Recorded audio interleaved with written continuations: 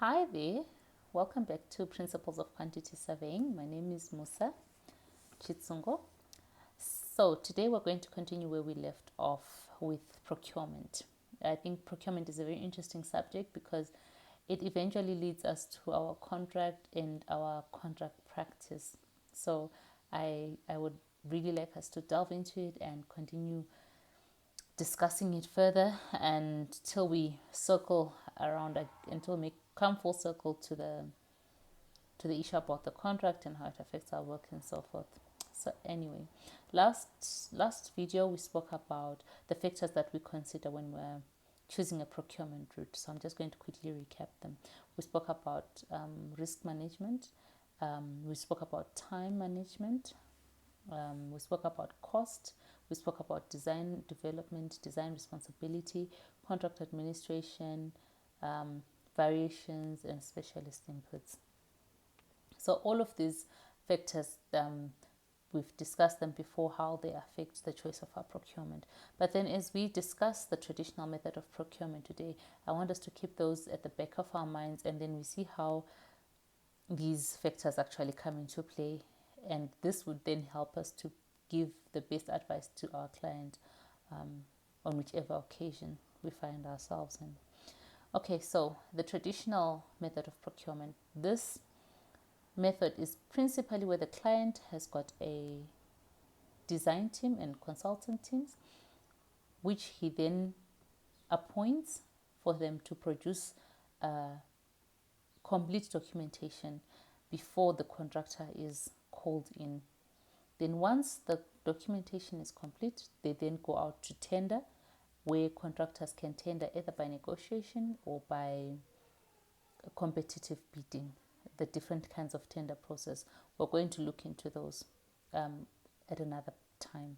However, what's important for us today is to know that, one, there's an appointment of a team of design consultants, which are architects and engineers, interior designers, landscape designers, and then there's the consultants, your quantity surveyor, your environmental impact assessment team, your lawyers, your whoever. I mean, there's quite a lot of people that are involved when we're doing our documentation. So all those people that are necessary then come into play, and they do whatever they need to do to make sure that all our documentation is in place before we actually go to tender. Then there's the process of selecting the contractor. Now, like I said, the tendering process we're going to discuss on another day. And then the other important thing is that the design process goes on without the contractor necessarily being involved. Okay, so that's the general outline or the feature of it. You can check out, there's a document that was put out by JCT. I think I mentioned JCT, Joint Contract Tribunal, last time as well. And I think the Chartered Institute of Builders also has a document out on procurement. You can read those. I think they're good reads because they're concise and they don't waffle too much, so you can actually read them within a short space of time. They're about 1 or 2 pages, and they're quite informative as well. Okay, so now the advantages of this traditional method, which would then bring us again to the factors that we'd considered. Okay, there's cost certainty. What this means is that before the client can actually go out and start construction, they actually know, not actually, but there's a high percentage in accuracy once documentation has been completed in terms of cost certainty. The client can know that this project would cost me in the region of, let's say, $1 million. They would then, tenders can go either way, but they would then have an allowable percentage of, either being above the estimate or being below the estimate. So the client can then know that, look, this is way beyond what I expected, and the project can then be put on hold, or it can be within budget, or it gives the client an opportunity to seek additional funding for the project to go forward. So that is helpful instead of the project going forward and then the client realizing midway that, oh, we don't have money to complete this project, we have to stop and all that. So the issue of cost certainty. And then there's also time. Once the project is complete, a projection of how much time is going to be spent on this project can easily be done by the quantity surveyor or the architect or one of the project managers. They can then determine, okay, this project is going to take us 2 months. Is that an acceptable time period? Do we need to revise it? Do we need to move forward as such and make sure that the contractor will stick within this time period? And what can we do as a design team and consultants to make sure that the project is achieved within the appropriate time frame? And then as well as adaptability. We spoke about this. Does it give the client the option to make variations or to change? Because circumstances change. Like right now, when we started this year, there was this whole thing, this COVID pandemic, it's something that we didn't anticipate. So now clients may actually want to revisit their designs, revisit their drawings, and try and adapt or change certain items so that their projects can actually succeed.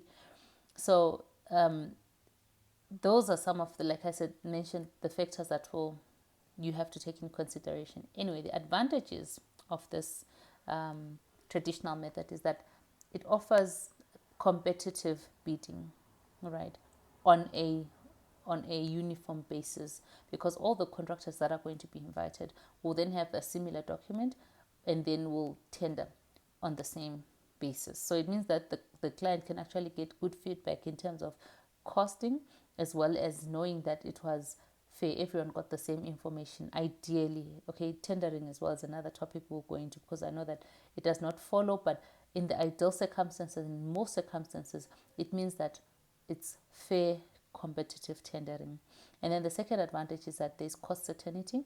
And then the third advantage is that there's programming certainty.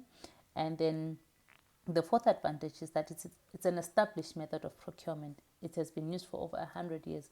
People know what they're doing. Most design consultants, most project managers, most consultants know what they're doing when it comes to this method of procurement. And then this method of procurement is easily adaptable, as I'm just going to share with you later on the different methods of administering this contract later on in just a bit. And then it can be, as well as it can be converted into a guaranteed maximum price. So like I said, it can easily be adapted. Now the disadvantage of this is that it requires full design. Maybe not to say all the time 100% full design. However, it does need design to be at an advanced stage. And that regularly takes a lot of time, because remember, you need building approvals to come through, permits to come through. So for this whole process to actually be done to completion, it means that your contractor is going to be off-site and is going to be not doing anything for an extended period of time, depending on how long your design team is going to take. So if the client is pressed for money, or they have funds that they have right now and they need to use them right now, it means that they have to wait until design has been complete. Sometimes some clients may lose the money for whatever reasons and circumstances, and that might actually be a disadvantage to the team. So one has to also remember that when advising or selecting a method of procurement for the client. The other disadvantage is that it's not always possible to have a full design, or to a large extent such that you can produce bills of quantities for the contractor, for several reasons. Like I said, for instance, maybe it could be a new design, a new building.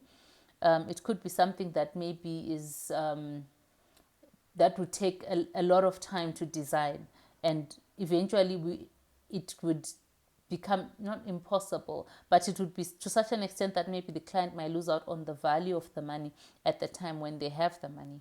So as well as the other disadvantage is that when there are variations, the client actually tends to be on the weak end or the receiving end of brunt, if there is any, because whatever discrepancy or variation comes through, the client actually has now to cater for that, because remember, the ideal about this contract is that the design has been complete. We're going to have minimum variations. The provisional sums, even if we do have provisional sums, those are already predetermined. So this this method of procurement does tend to have that drawback. And then the other thing that I would like to mention is that specialist inputs, once the design has been done, it tends to be a little bit, it's a bit more stiff, if I could use that word, in terms of adapting changes to the design, and which would naturally cost more to the client. But in any case, just to highlight some of the contract mechanisms that could be used within this traditional method. There's quite a lot of them. I'm thinking maybe we can discuss some of them on another day, and we'll just pick a few today. So there's the lump sum contract, or a remeasurement contract, or we can use drawings and specifications. You can use a schedule of rates. Then the schedule of rates, there are also options there. There's the standard schedule, and ad hoc schedule, and there's the bill of quantities from previous projects. Alternatively, it can be based on cost reimbursement. So also within the cost reimbursement group, there's 3 options as well. There's cost plus percentage fee, and there's cost plus fixed fee, and then there's targeted cost. So like I said, there's quite a lot of options in terms of the contracts that you would then choose when using the traditional method. So our options today are, I'm thinking let's just look at one, which would be the lump sum contract. And the lump sum contract, it's principally what we're saying is that we've got our price that has already been given through our tendering process based on our quantities and our rates that are in the bill of quantities. The advantage of using this method is that when there is a variation, there's a route, or there's a given method of how we're going to deal with it based on the fact that we've got rates already in the bill of quantities. And then if there are unforeseen circumstances, there's also a mechanism within the bill of quantities, that is, we've got rates already, we've got certain quantities that we're dealing with. It's a method that we can see how we can maneuver best. So the rest of the other contract types that we can deal with, I think one can peruse through them, and then on another day, not today. So for today, I think that should be it. But just to conclude, there's the different methods of procurement, and today we only looked at the traditional method, which basically is one of the oldest methods of procurement, which says that whose main feature is that the client chooses a design team, and the consultants team would then prepare documentation, and then once that is complete, or to a larger extent complete, they then go out to tender, a contractor is picked, and then construction can then begin. So that's the major feature of this. I hope that this was helpful and informative. Remember to check out the Joint Tribunal, JCT website, as well as the CIOB website. They've got a lot of valuable information as well with regards to procurement. I hope this was helpful. Please subscribe, like, and share. Bye.